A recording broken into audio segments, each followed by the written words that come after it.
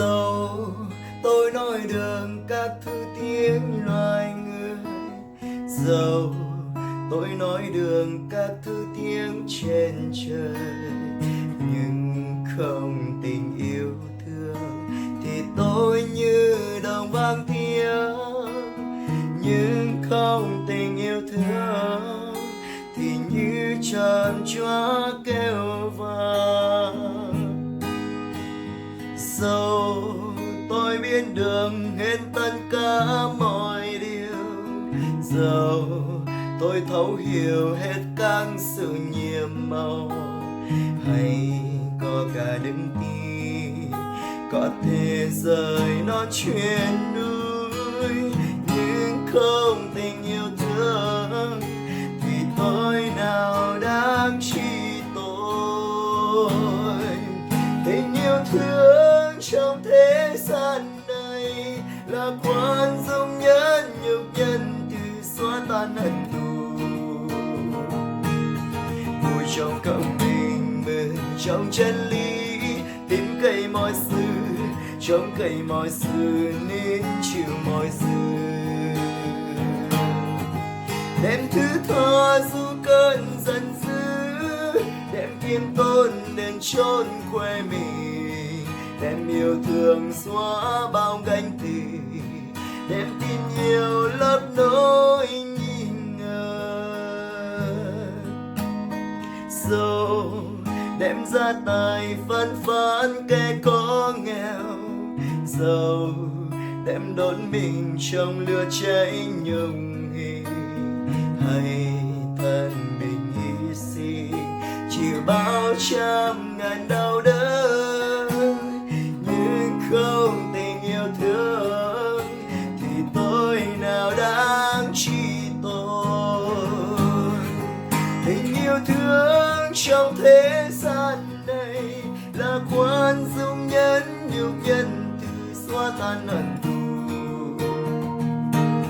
Vui trong cộng bình minh trong chân lý, tin cậy mọi sự chống cậy mọi sự nên chịu mọi sự. Đem thứ tha dù cơn giận dữ, đem kiêm tốn đến chốn quê mình, đem tin yêu xóa bao gánh thủy, đem yêu thương lấp nỗi nghi ngờ.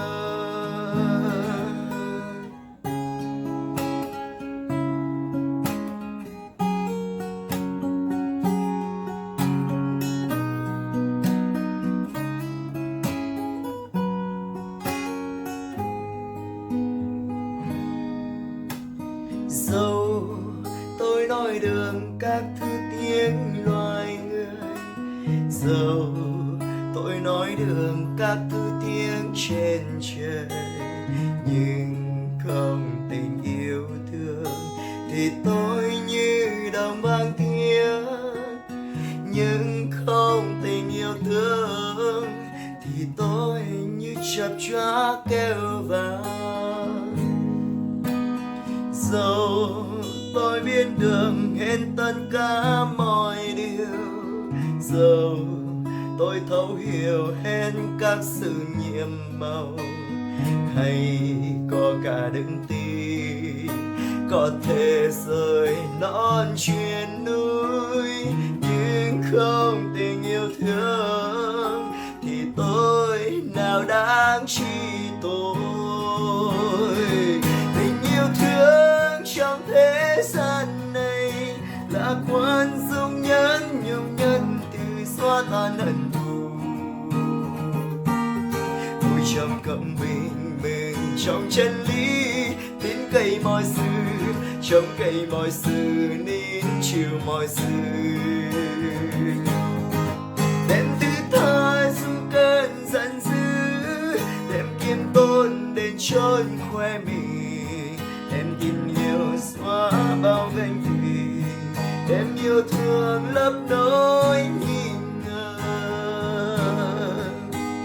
Dẫu đem gia tài phân phát kẻ có nghèo, dẫu đem đốt mình trong lửa cháy nhung nghìn, hay thân mình hy sinh 100 ngàn đau đớn, nhưng không tình yêu thương thì tôi nào đáng chi.